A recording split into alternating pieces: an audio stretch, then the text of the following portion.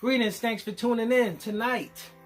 Talking about prison protests in the prison system in the U.S. Which, if you don't know, we have the biggest prison system. We have over 2.3 million people incarcerated. Large numbers. Over 1 million arrests every year for low-level drug offenders. Well, drug offenders. Remember, New York had that stop and frisk. They loaded up. They got a lot of court fees for catching people with stuff like weed. Anyway, they threw that to the side and they kind of decriminalized it, so it's not as bad. But still, not the drug dealers, but the drug users. Cut down the tree, not sweep up the leaves, right? Anyway, it's over $80 billion to run these jails every year. 12 people a day die in jail or get killed. Not to mention the sexual abuse, the verbal abuse, physical abuse in jails. So they decided to have a protest. It's going to last for 2 weeks and it's going to end on September the 9th. On September the 9th, it's to in the remembrance of the day in Attica, New York, back in the 70s, where they took over the prison, big fight, riots. Police stormed in there, killed 40 people. Google it, check it out. So these prisoners want better treatment. They don't want to feel like slaves, which they said it is modern day slavery. Now, in the 13th Amendment of the U.S., United States of America, it does have something in there that says you can basically force prisoners to work for little to next to nothing wages, which does happen where they make all type of products or perform services such as agriculture. They could be cutting down trees, they can be help growing stuff, and these guys get paid like $2 a day. And when they get out of prison, they're not quick to hire them.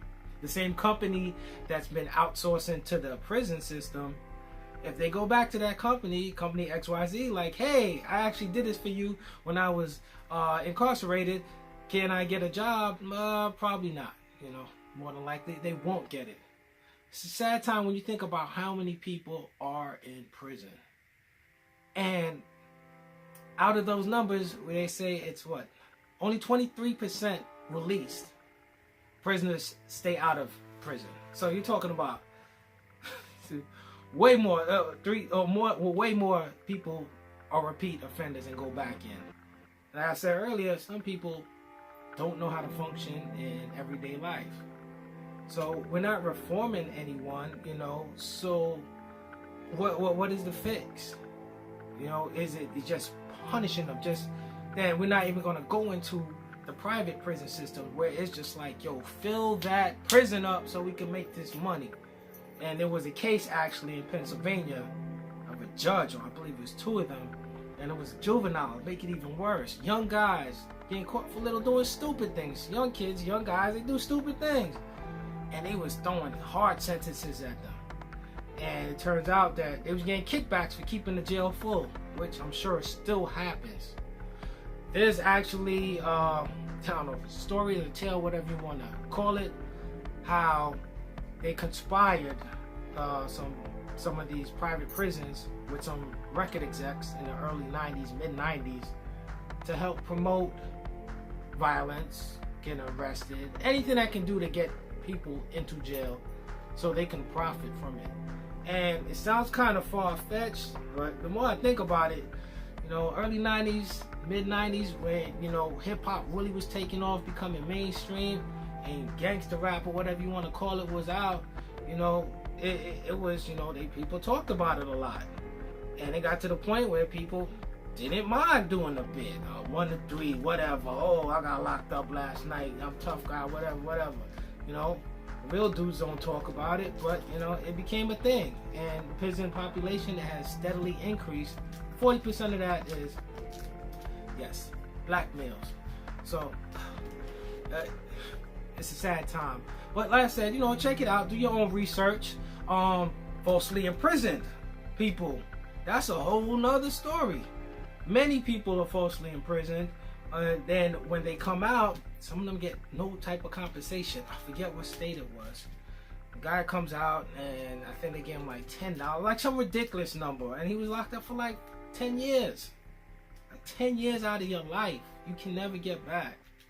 So, you know, I like to try to keep on the positive and the up and up. You know, mind your friends. Be careful who you hang with. You know, for them youngins, when you go out and you rolling with somebody you don't know, yo, don't do it. It may seem cool, or just make sure you have an alternate ride. You know, my goal always was, when I left my house, I wanted to get back to my house. I wanted to sleep in my own bed. I didn't want to sleep in nobody else's bed. I definitely didn't want to sleep in no county bed, nothing. So, you know, youngins, just be careful. You know, mind your company. And it's not cool to do a bid. Your life changes dramatically. And some people could bounce back from it. Some people come back and they're traumatized. They had I'm not even gonna try to remember the kid's name. How many people come back out, go crazy, or even commit suicide?